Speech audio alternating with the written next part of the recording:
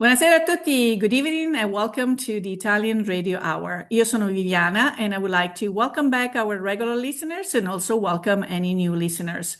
Also, be sure to like us on Instagram and Facebook at Italian Radio Hour and subscribe to our YouTube channel to catch up on any past video interviews.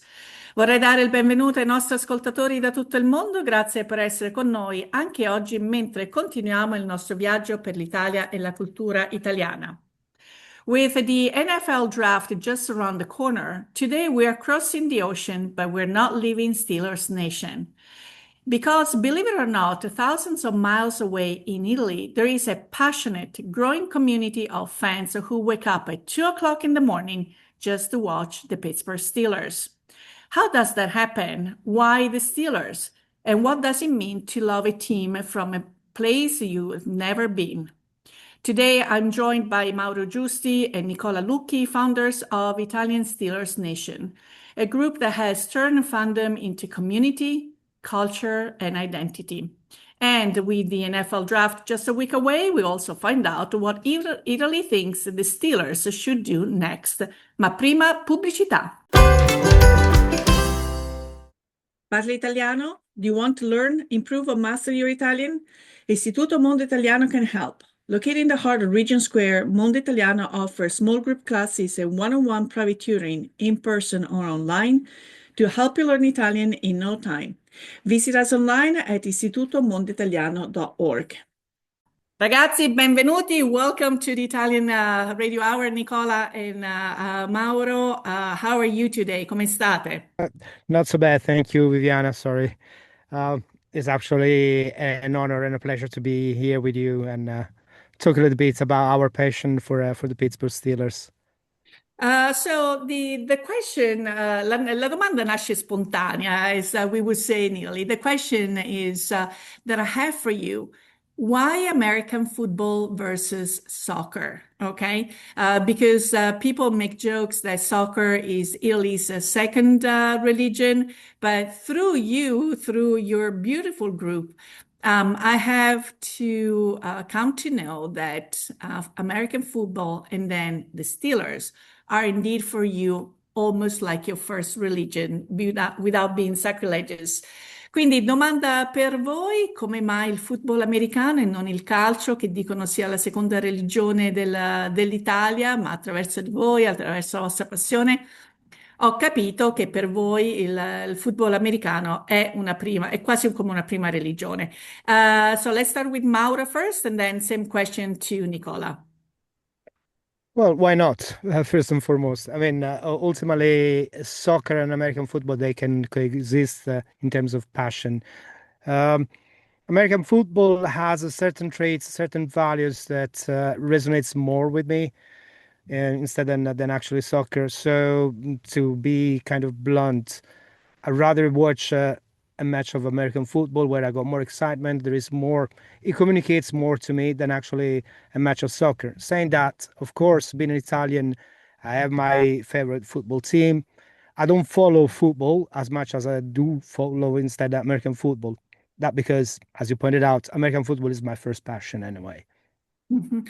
Nicola, per te il football americano è anche poi uno sport che pratichi, so, raccontaci un pochino il tuo incontro con questo sport. So Nicola, for you, you also play in a team of American football, so tell us a little bit about your encounter, your love with this beautiful sport.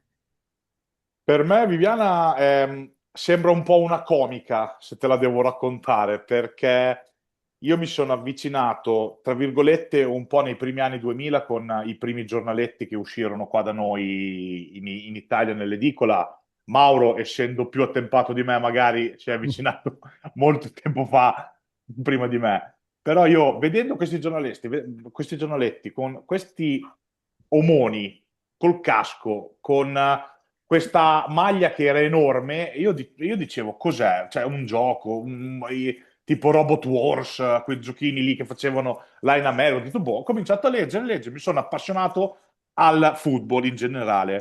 Poi ad un certo punto, 2004-2005, Viviano, te lo posso dire in italiano, ho marinato la scuola, Mhm. sono andato al bowling con gli amici e ho trovato una brochure, una locandina dove invitavano, vieni a giocare anche te, vieni a giocare con noi ai Titans for Lee. Io il giorno dopo mi sono recato al campo e dal di lì non ho più smesso di giocare a football americano.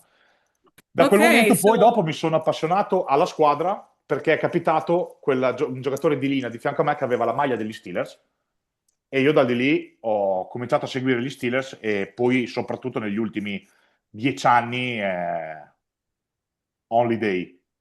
Okay, so as far as Nicola is concerned, he actually teases Mauro a little bit because he says Mauro is older, so probably he got, his love for football was born much more way before mine. But it was almost like a joke because in the beginning of the year 2000, in the newsstand, he came across these, little magazines that had pictures of these big men with the helmets and these humongous jerseys, and he was wondering what is it? You know, is it a game? Is it a real sport? And but then he really started to get addicted, kind of reading all these publications, and he started to develop his love towards the sport. And around 2004, 2005, he actually skipped school. And one time, he went playing bowling with some friends, and that's where he saw a brochure that was recruiting players for the team in Fort Lee, which is another city there. And so he actually went. And then once he got down to the field, he had also a teammate that was wearing a Steelers jersey. That's where, again, the love for the sport and the Steelers were sealed. And then in the last 10 years, it became more than a love, probably what I would call an obsession, right? Un'ossessione adesso. Absolutely. Praticamente sì, un'ossessione. Let's start with Mauro. Do you have a first memory of the Steelers, the actual team, that you would like to share with our audience? Well, as Nicola just mentioned, I'm so ancient that I can go back in the days, really, but I'm not so old anyway. Now, my first memory is actually, well, I started to follow the Steelers around the end of the Chuck Noll era, so late 80s, early 90s, and so on. But the most vivid memory that I have is when we lost the Super Bowl against the Dallas Cowboys. Amazing team, Dallas Cowboys. We had even a pretty awesome team with Rod Woodson and many other players. Amongst them, one of my favorite, Greg Lloyd, and yeah, that that loss actually is what cemented me as a fan of the Steelers because I saw a team that had the grit to go there to play against what it was considered the best team of the time and so on. So this kind of underdog undertone that the Steelers had, and that really caught me. Then since then, basically, it's history. I'm following since then. But that is the most vivid memory I have, to be honest. Also Okay. as a game I watched. Wonderful. Nicola, for you, in addition to your teammate with the Steelers jersey, do you remember when you watched the first game where the Steelers were playing or a memorable game? Quindi, in aggiunta al tuo compagno di squadra con la maglietta degli Steelers, ti ricordi o la prima partita degli Steelers che hai visto o quella che ti ricordi di più per una ragione o un'altra? Allora, la prima partita, se mi ricordo bene, perché c'era ancora il vecchio Telepiù qua da noi, Mauro, se ricordo bene, e per l'esattezza non mi ricordo proprio la partita in sé, ma era 2004-2005 sicuro. Mm. La partita che mi rimarrà impressa nel cuore, io sempre qui, Mauro si ricorda dei Dallas, io mi ricordo di Santonio Holmes quando ricevette la palla 1 minuto e mezzo dalla fine dell'ultimo Super Bowl vinto, 2008. Okay, so as far as Nicola's passion, he might not be certain about the very first game that he watched. It must have been around 2004, and I think there was also the older subscription service. But for him, the match that he remembers the sketch of 1 minute and a half prior to the end of the game by San Antonio. And please correct me on the names. You are the experts. I'm not in 2008. Okay. So obviously you're following the sports, and the question is, why the Steelers? Proprio perché gli Steelers, okay? Among all the many teams, what was it about the team or the team's philosophy that resonated the most with you, Mauro? Well, as we also discovered, talking with the Italian American community of Pittsburgh, there is a certain undertone of values that the Steelers carry on that really resonates with Italians in a way. So the sense of loyalty, family, the traditions as well.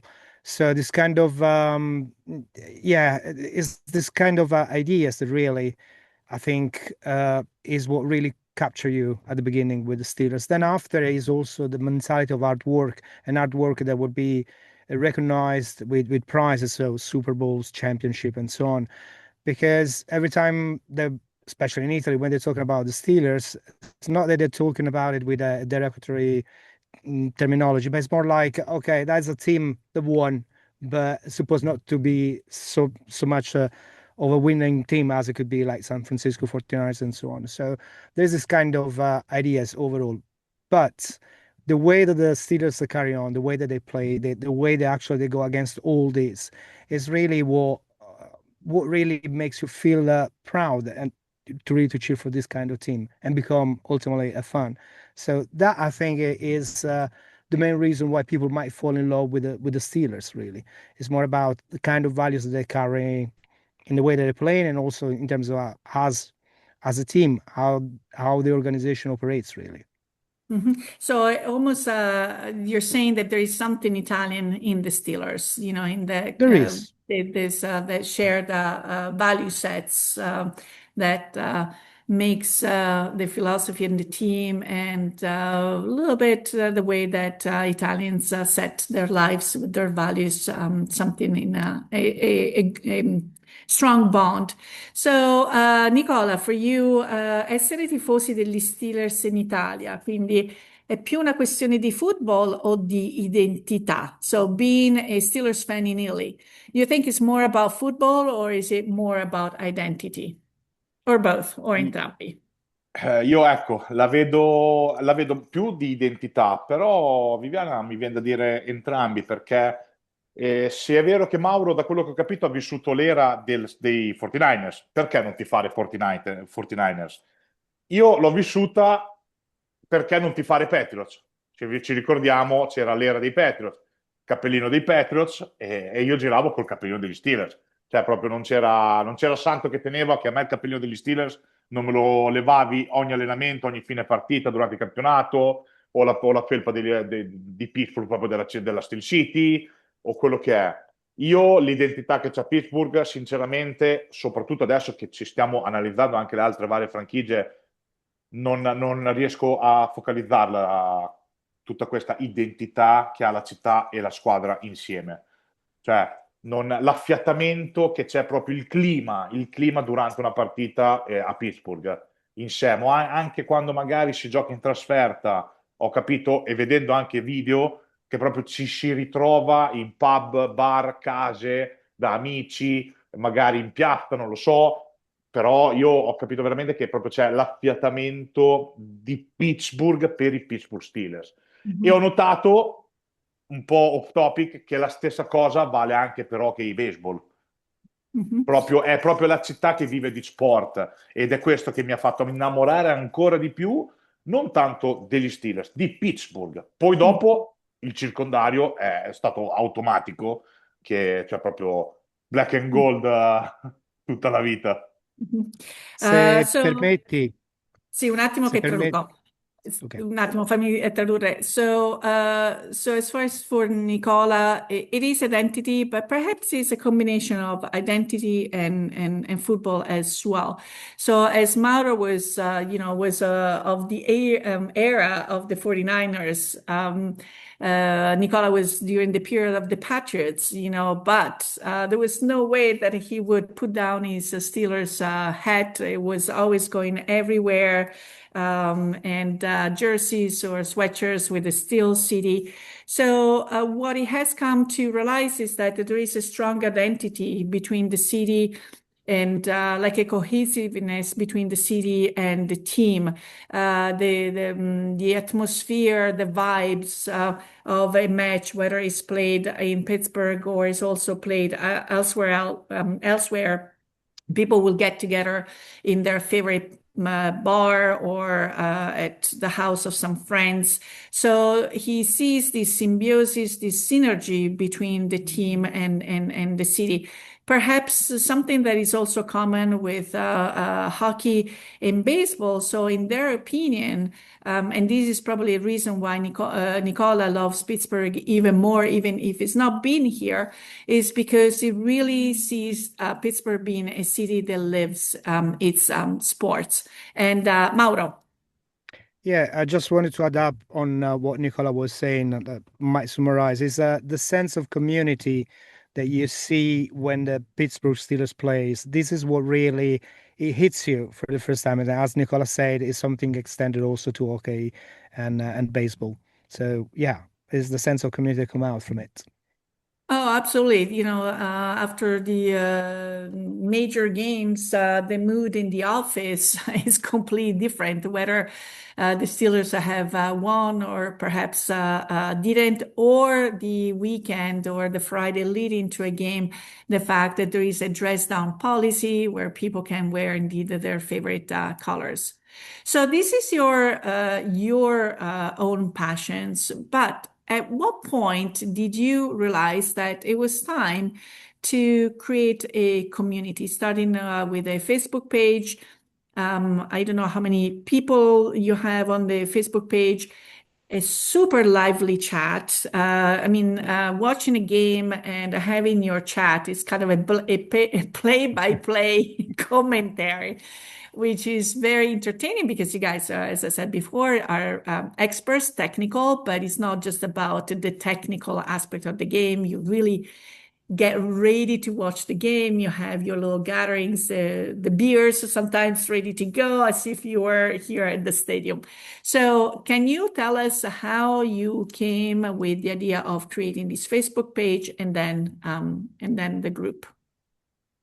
I will Uh, let Nicola. Nicola, vai. Allora, quindi questa grande passione individuale, in che momento avete deciso di creare la pagina di Facebook e poi questa chat molto molto attiva che segue le partite, diciamo momento per momento, ma anche non soltanto dal punto di vista tecnico, ma anche siete veramente un gruppo.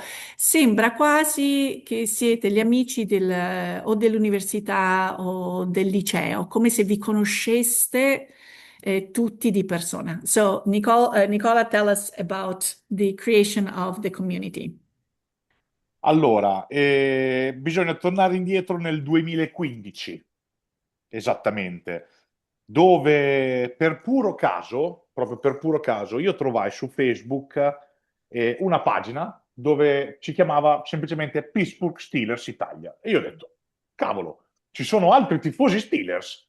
Ho detto, e mi sono messo in contatto col ragazzo, abbiamo cominciato a commentare insieme le partite, c'era già qualche gente, qualche persona attiva in quel gruppo, ma si parla di 10-15 persone attive in quel momento in quella pagina. E dal di lì poi dopo abbiamo cominciato a conoscere altri membri che tuttora fanno parte del gruppo, ci sono ragazzi di Modena e altri in giro praticamente sparsi soprattutto nel centro-nord Italia, più nord che centro. Poi ho creato un gruppo WhatsApp, esattamente ce l'ho qui davanti, Viviana, il 17-3-2019, proprio per essere puntigliosi. E alla fine è stata creata l'Italian Steelers Nation e poi dopo un breve periodo ho conosciuto diciamo, mi viene da dire Mauro, secondo fratello, il buon Mauro Giusti, che veramente persona d'oro, si fa un mazzo grande per tutte le cose che pubblichiamo sia Instagram che Facebook, le varie puntate, le varie pulizie. Praticamente diciamo che il general manager di questa Italian Steelers Nation è Mauro. Poi dopo, come dice sempre lui, se vogliamo entrare nel campo giocato, nella partita proprio, negli schemi, nel tatticismo del football americano, dopo sì, ci sono io e magari anche un altro ragazzo, però diciamo che il primo trattore con i cavalli veri è Mauro, che sta tirando avanti tutto l'insieme e io gli sto dietro a ruota, cerco di stargli dietro a ruota, Mhm. però è pura, pura passione, Mhm. amore per il football, mettiamola come vogliamo, Viviana, ma è tutto nato, Mauro, se ci ricordiamo, un anno fa praticamente, esattamente, poco più, Sì. dicendo facciamo un podcast, perché no? E poi Mhm. in neanche un anno, tanto di cappello a noi e grazie poi a tanti tutti quelli che ci ascoltano. Okay, so as far as the idea of creating the Facebook page, Nicola says that we have to go back to memory lane to about 2015, when just by pure coincidence, he was on Facebook and did find a Facebook page that was called the Pittsburgh Steelers Italy. So he was quite surprised and he contacted the person that was managing the page. And together they started indeed to comment on the games, being trying to be active. And at that point, the crowd, the members, the active members were perhaps 10, 15. But then little by little, they started to find out and that there were other members in the city of Modena, other fans throughout the northern Italy and the central part, but mainly in northern Italy. And then on the exact date of March 17th, 2019, the WhatsApp group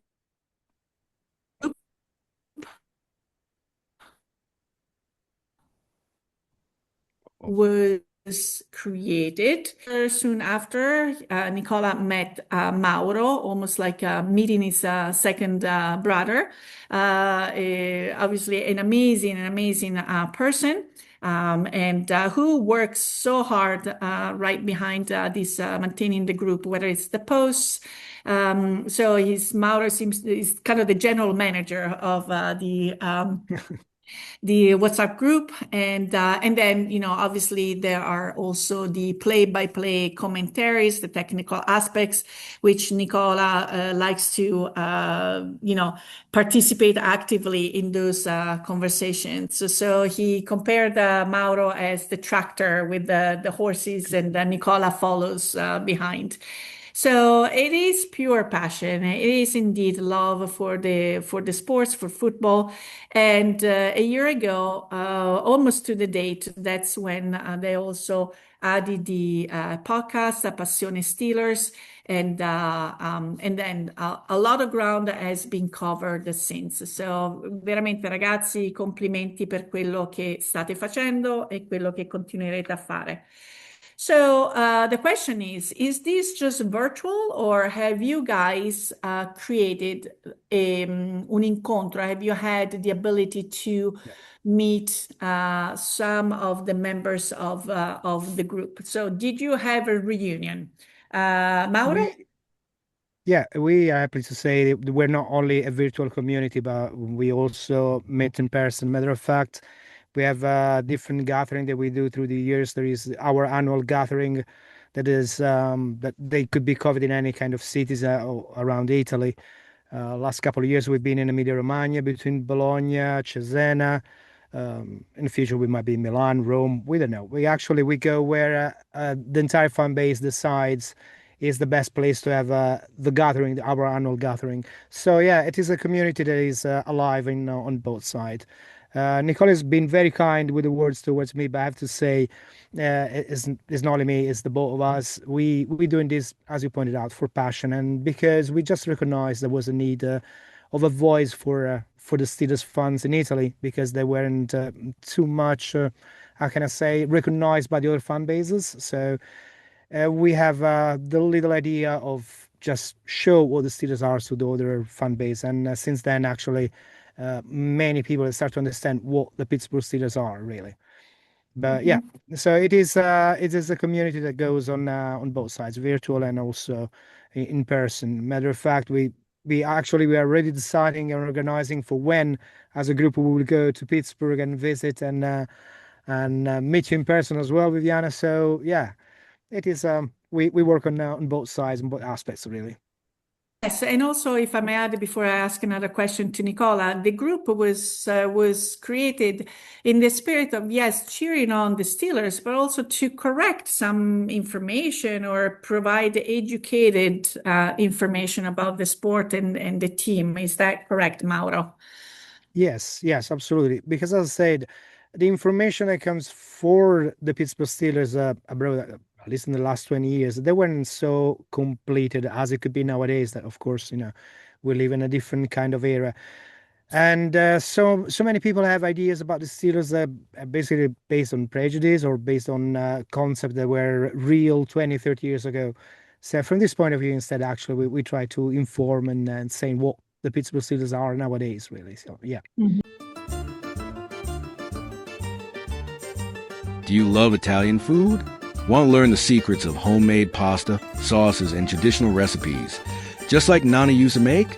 At Mondo Italiano, our authentic Italian cooking classes bring the taste of Italy right to Pittsburgh. From fresh pasta to regional specialties, every class is a delicious journey through Italy's culinary traditions. Spots fill quickly, so reserve your seat today. Call us at 412-478-2681 or find us online. Mondo Italiano, where Italy comes alive one dish at a time.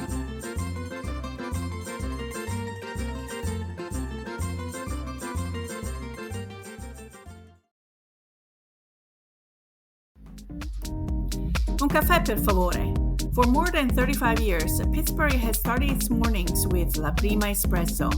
From freshly roasted beans from around the world to the perfect espresso or cappuccino, every cup is crafted with care. Stop by and enjoy the warmth of our baristas and familiar faces, or bring the taste of Italy home. Order online today at laprima.com. La Prima Espresso, Pittsburgh's coffee.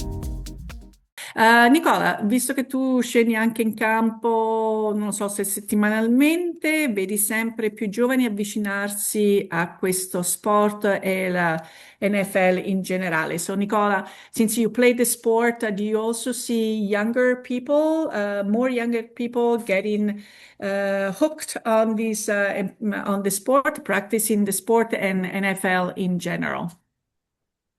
Allora, io ti posso dire che qua in Italia, Viviana, l'apice, proprio l'apice del football italiano è stato anni 80-90.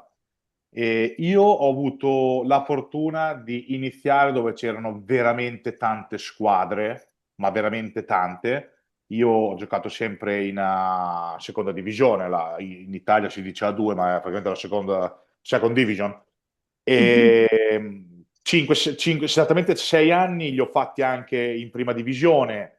È un football completamente diverso, per carità, però molti giovani sì, si avvicinano al football anche l'anno scorso esattamente io volevo smettere perché non, è dura praticamente tra lavoro, allenamenti, partite, famiglia, figli, moglie, tutto, star dietro a tutto non è facile. Però mi è stato chiesto di fare un ultimo anno, questo l'anno scorso, dicendo ci sono molti giovani da far crescere, abbiamo bisogno di te, sei esperto in linea, ci sono molti giovani che devono anche solamente fare i primi passi, proprio i primi drive, imparare a colpire. E ho detto perché no? Praticamente facevo tra virgolette, un coach barra giocatore, ma più che altro giocatore, perché alla fine dopo dico di smettere, ma anche quest'anno alla fine gioco per lo stesso identico motivo. L'anno scorso, nonostante tutto, che eravamo praticamente una mandria di giovani e quattro vecchietti, siamo riusciti ad andare alle wild card proprio da underdogs paurosi, proprio niente di meno. E io spero solamente che il football in Italia ritorni agli anni d'oro, perché purtroppo in federazione si può dire che magari fanno fatica, è poco visto. In Italia predilige il calcio, il basket, il football, diciamo che Mauro, lo puoi dire anche te, non si presenta tra le prime 6-7 scelte in Italia, assolutamente. Sport di Però, nicchia. però sto notando anche a livello di Facebook e Instagram che ci sono molti appassionati italiani delle varie franchigie, proprio ce ne sono tantissimi. Mhm. Okay, so Nicola is telling us that the golden era of football, American football in Italy, Italian, it was during the 80s and the 90s. So Nicola had actually was lucky enough to get into the sport when there were many teams. And for quite a few years, he actually played in second division. And then for 6 years, he played in the first division. So,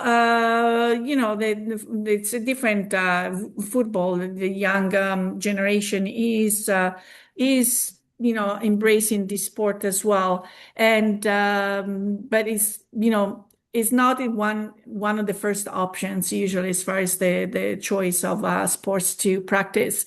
Nicola himself wanted to quit because it's really hard, the training, the practice, having a family, a job, children's demands, and so forth. But he was asked to play at least one last year. They needed an expert figure, someone that could teach the first drive, to hit and so forth.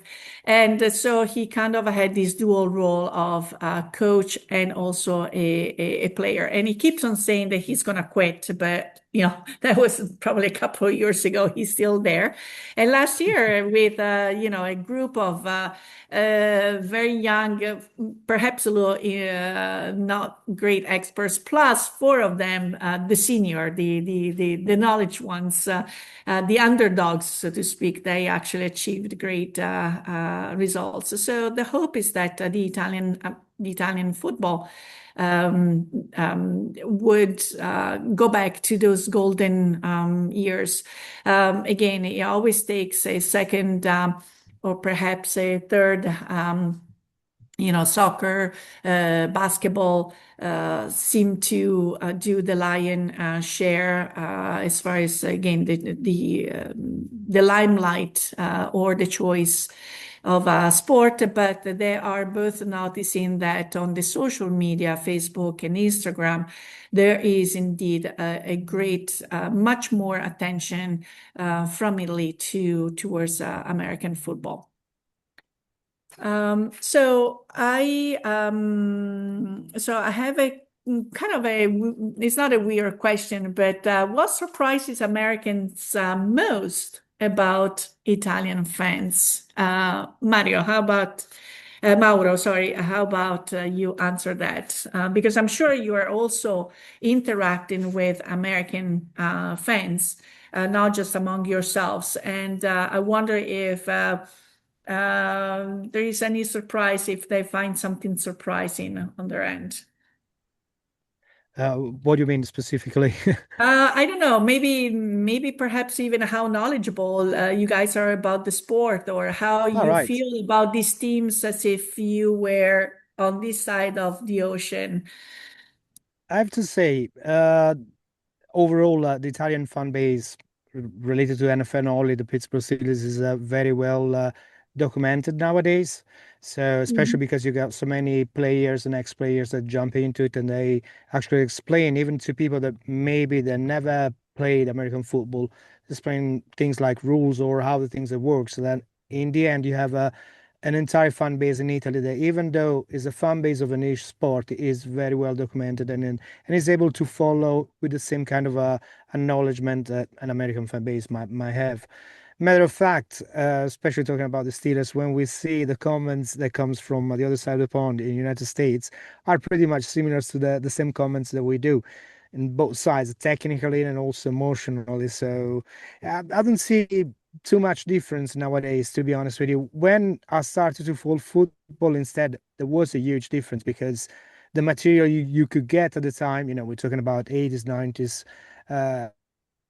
wasn't so much and so widespread as it is nowadays, in this era, really. So, Nicola, let's get to the practical information. Getting ready to watch a game. Do you have rituals that you always do, or certain things, even foods that you like to eat during the game, considering that it's 2 o'clock in the morning? And what does Monday morning feel like? Quindi, Nicola, arriviamo proprio ai dettagli spiccioli spiccioli, la preparazione a guardare una partita degli Steelers. Se hai dei riti scaramantici, se ti piace mangiare o bere determinate cose durante la partita e com'è il lunedì mattina per te. Allora, bisogna un attimino vedere quando giochiamo a livello di orario italiano, perché se è alle 19, alle 19:00 orario italiano, non c'è cosa più bella che o una pizza o un hamburger serale davanti alla partita. Appena inizia la partita si inizia a mangiare, e il problema è che a fine primo quarto è bella che è finita tutto, e quindi dopo cominci un po' a stappare delle birre.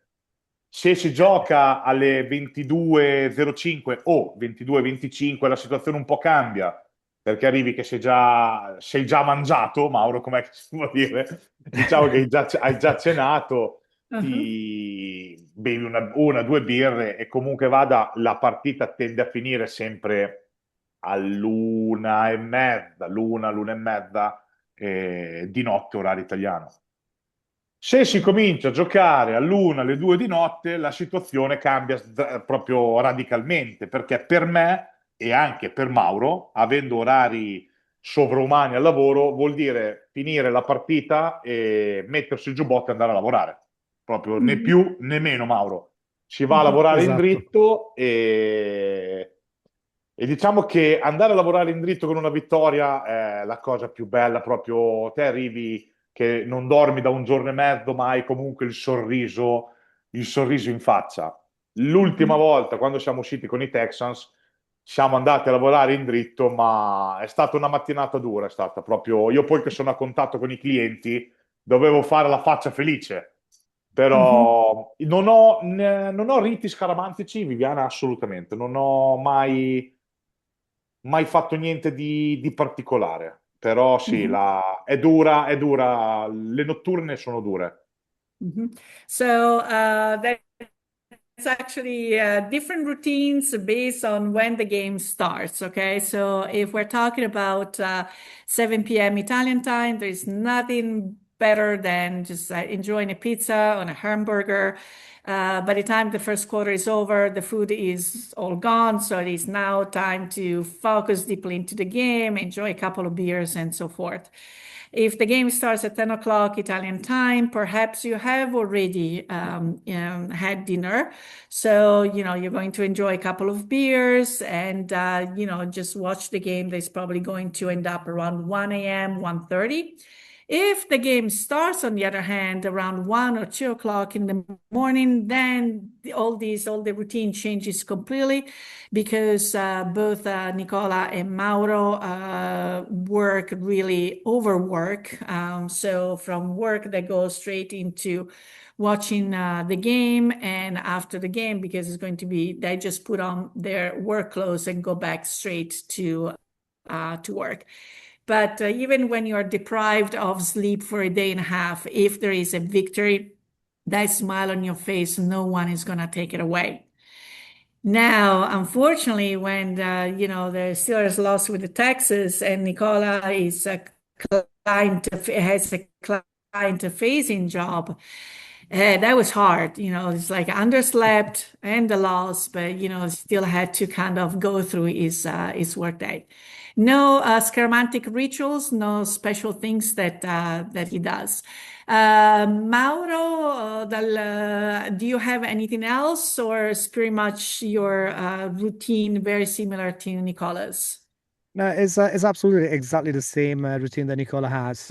I can add a layer to it, which is during the games, according to the times anyway, there is always this kind of sub messaging between me and him, communicate about what's going on. So it is as if we are watching the game together, although we are like miles away between us. So there's also this kind of aspect. We have an hour chat with the rest of the fan base, and we have our own personal chat where we extra communicate about what's going on. So that is a part of a routine, really, nowadays when we watch an American football, a Pittsburgh Steelers match. So all Mhm. that. And unfortunately, compared to Nicola, I'm not really a good eater. I mean, the tension really eat me alive, so I'm not able to eat or drink. Matter of fact, all the gatherings that we do, I barely touch food or drink anyway. So that's the only difference there is between me and him. Okay, so yeah, so obviously, as I said before, we're 1 week away from the NF draft. Okay, this is might get a little technical. So, Mauro, I'm going to ask this question to Nicola. And again, if we're talking about positions and players, you're going to translate for me because most likely is I may not be familiar with everything. But okay, in your opinion, so both of you can share your own feedback. What do the Steelers need most? Ok? Quindi Nicola, parliamo del draft. Secondo te, di che cosa hanno più bisogno gli Steelers in questo momento? Abbiamo bisogno di una guardia, ne abbiamo parlato ormai allo sfinimento io, Mauro, una guardia pura o un tackle che si può tranquillamente adattare guardia, essendo comunque ragazzi giovanissimi, quindi ci si può comunque lavorare. Eh, io spero veramente che come poi sta succedendo negli ultimi anni, Viviana, dove le prime scelte non ci siamo mai smentiti, abbiamo preso giocatori che praticamente sono tuttora titolari in questi anni, soprattutto le prime scelte, le prime pick. Quindi a mio avviso ci si può, scusami, tranquillamente dire che ci serve un offensive line, in questo caso una guardia proprio, se vogliamo entrare nello specifico, sinistra. Okay, Mauro, please do translate this lovely technical message for our audience. What do the Steelers need the most? Well, we are more or less aligned with what all the Steelers fan base thinks. Of course, there are different opinions. Ours is actually the on the first round. What we really need is not the wide receivers, or as all the media tend to say, but more an offensive lineman and particularly a guard. Also, it could be nice to have like a tackle that then you can adjust him and make him be a guard in the near future. But yeah, that is the role that we think that the Steelers need to address first, and then after that, all the other needs that we need as a team. So wide receivers, linebackers, cornerbacks, safety, and all the rest. It would be something that we could get in the next rounds from the second to the seventh. So what would you do differently in comparison to the current management, Mauro? Or would I you? I am the worst person actually to ask this, and I'll tell you why. Because I do really love what is with this organization is doing at the moment. The front office Okay, is so actually you're in agreement. Mhm. absolutely, because what they're doing actually they are consistent in their success overall. But what we saw in the last couple of years, especially with the arrival of the general manager Omar Khan and Waddle as his assistant manager, we've seen a shift in how they, for example, draft personnel, how they deal in free agency, and we can see actually physically this team growing up through the years. Maybe they don't have that kind of high step in growth, but is a constant. You can see actually this team growing up, and now with the arrival of McCarthy, of course, there is not only the curiosity, but also that kind of positivity that comes with the change. So that's why I say probably I'm the worst person to criticize at the moment the front office in the way that actually operates. Ok, Nicola, qualche altra opinione, previsione per quanto riguarda questa draft? Guarda, ho capito Mauro, tanto ormai ci capiamo al volo, il mononeurone italiano. Sì, se dobbiamo approfondire un po' oltre la linea, bisogna prendere esattamente un ricevitore, un ricevitore non magari da VR1, VR2, ma un ricevitore che comunque ti dia fiato e soprattutto che sappia già entrare in campo con la mentalità. Idem, come ha sempre detto Mauro, reparto difensivo, cornerback safety, un po' di backup, ringiovanire un po' la difesa che si sta, ahimè, invecchiando, quindi servono i vari ricambi. L'anno scorso abbiamo preso, per esempio, Sawyer, l'ha fatto vedere tranquillamente che può essere la carta vincente per far rifiatare un po' TJ Watt, I. Smith. Abbiamo visto degli age che sono secondo me mostruosi, quindi secondo me ci dobbiamo affidare anche a... Secondo me ci affideremo a più pick difensive che offensive, però a mio avviso la più, come si può dire, quella che ci serve di più su tutte è l'OL. Okay, so Mauro, again, in a nutshell in English for our technical audience. Yeah, so pretty much what Nicola said is actually aligned with my same kind of thoughts. He was just confirming that ultimately what we really need is an offensive lineman on the first round, and then all the rest paying particular attention to the defense side of the team because he's aging. So we need anyway to rejuvenate a little bit with new players.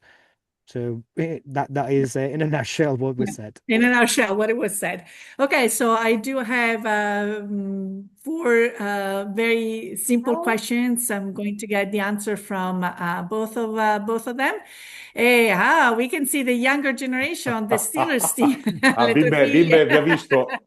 Venite, Sì, sì, sì, venite, fatevi Prego, vedere. prego. Come vi chiamate?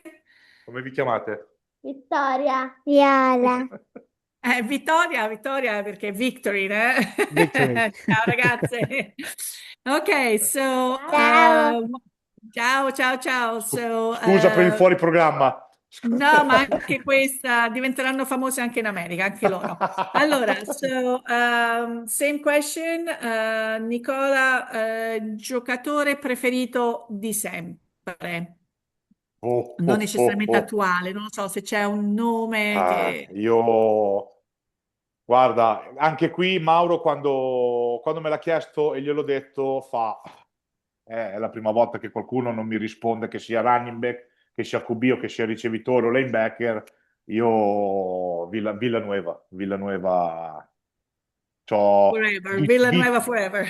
Villanueva forever. E poi, se proprio vogliamo dirla proprio tutta, io sono cresciuto con la linea d'attacco dove c'era Pouncey, De Castro, e quindi essendo giocatore di linea, Viviana, io ho questi nomi qui proprio la linea offensiva.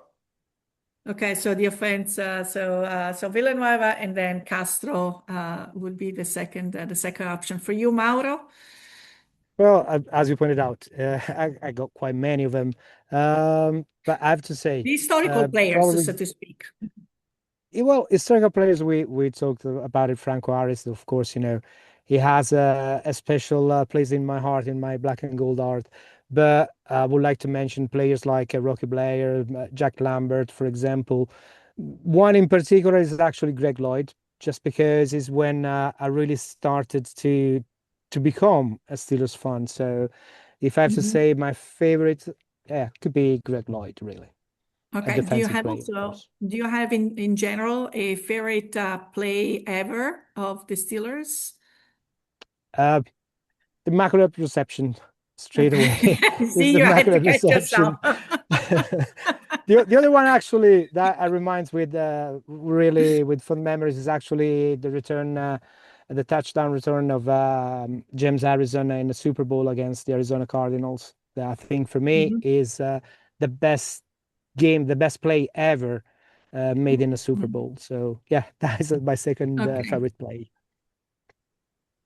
Ok, per te, Nicola, un'azione preferita, diciamo, nella storia degli Steelers? La mia azione è un drive mi correggo che prima avevo detto 2008, comunque era il 1° febbraio 2009, Viviana. Per me quello nel ricordo, Mauro, è il drive del 2008, del 2009, quando poi per me la mia Immaculate Reception è Ben for Santonio Holmes, che anche lì se dobbiamo ricostruire un po' come è andata quel drive, è veramente proprio da mani nei capelli e tachicardia proprio. So, as far as Nicola is concerned, there is the drive with the San Antonio Holmes. Please correct me if I'm mistaken. And it was just like a heart attack type of madness, pulling your hair out. So, what would it be an Italian dish that you would bring to a Steelers tailgate? Quale sarebbe un piatto italiano che portereste a un tailgate degli Steelers? Ah, well, I do you want to tortellini have fritti. do you want to have it like Oh. straight?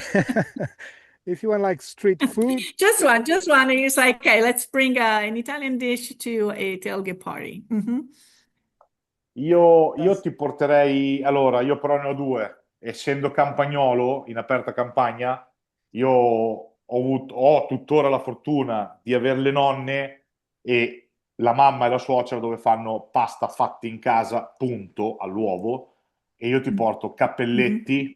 cappelletti, non tortellini, Viviana, cappelletti, mi raccomando, Mhm. e tortelli. Il problema è che io ti dico Ok. tortelli, bisogna vedere un po' come la prendi nelle varie zone, delle varie zone d'Italia, perché c'è il tortello alla lastra che è un crescione, però invece io ti dico il tortello, proprio la pasta, non è altro che praticamente un Mhm. 3 cm per 3 centimetri, buona, chiuso, con ripieno di carne o di erbe e via. Rigorosamente ragù, Mhm. condimento. Okay. Okay. So Nicola lives in the countryside and is very lucky to have also the grandmothers still around, mom and as well. So obviously from their region has to be homemade pasta with the mattarello rolled out the traditional way. So for him will be cappelletti, not to confuse them with tortellini and tortelli, which again, it is the egg-based dough, 3 centimeters by 3 centimeters. Better not go beyond or less those numbers, filled with meat or perhaps some sort of herbs mixed and with a meat sauce. So that will be Nicola's contribution to a Steelers tailgate party. Mauro? to a tailgate party. Well, yeah, I'm gonna respond with something that come from the sea because I come from Livorno. It could be either the caciucco, which is a nice fish soup, so Ah. very poor, but very rich and very Livornese.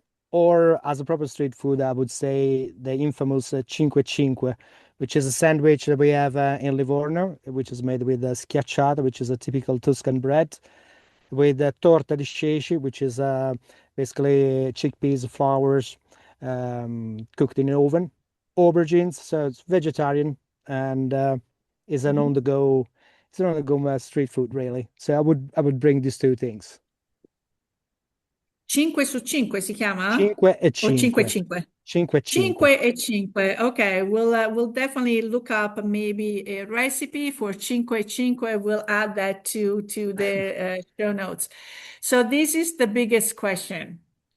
And the last one, I promise. Would it be best to attend live a Super Bowl match where you don't know who is getting there, okay? Or a Steelers game in Pittsburgh with your group? Super Bowl or game in Pittsburgh? Number two. Absolutely, number two. Pittsburgh Steelers. No way, Jose, I'm going to watch the Super Bowl without the Pittsburgh Steelers in. Guarda, Viviana, posso fare un attimo un'osservazione per questa domanda qui? Io l'ultimo Super Bowl praticamente non l'ho visto Uh-huh. perché non Okay. c'erano gli Steelers. Mhm. Yes. So to the question, Nicola said, well, I didn't even watch the last Super Bowl because the Steelers didn't make it there. So it's kind of obvious. As long as the Steelers are in play, I Ero guess. comunque eravamo sempre a casa di amici che guardavano il Super Bowl e io mi sono dato al cuoco, grigliavo salsiccia, costine e bevevo e basta. So yes, actually, he didn't pay attention to the game. He was actually at a friend's gathering, but he preferred handling manning the grill with sausages and some other delicious cuts of meat. So, Nicola, Mauro, today's conversation is definitely a reminder that being part of something like the Steelers Nations isn't about geography, it's about passion. And from Pittsburgh to Italy, from Sunday afternoons to 2 a.m. watch parties, this is what sports can do, and it connects people, cultures, and stories in ways we don't always expect. A huge thank you for the two of you for everything that you do for the Steelers Nation, for sharing your journey with us today, your passion, and giving us a glimpse into what it means to bleed black and gold, thousands of miles away. And again, with the draft just around the corner, we'll see if your predictions are true. But unfortunately, our time together is up. El Big Ben ha detto stop, and this is not the Big Ben of the Steelers. It is for us time to say arrivederci e alla prossima. We want to thank you for tuning in into the program. And if you have any questions or comments, or if you have any topics you would like us to address, please contact us at italianradiohour@gmail.com. We would love to hear from you. And remember, if you or any of your family and friends have missed a prior episode or would like to listen to this episode again, subscribe to the Italian Radio Hour on YouTube or where you catch your favorite podcast. And also don't forget to share this podcast because sharing is caring. Again, I would like to say veramente grazie di cuore a Mauro e Nicola. Our sponsor is Istituto Mondo Italiano and La Prima Espresso. Until next time, alla prossima. Ciao ciao e Forza Steelers! Ciao ragazzi! Grazie, Ciao a ciao. tutti, grazie Viviana.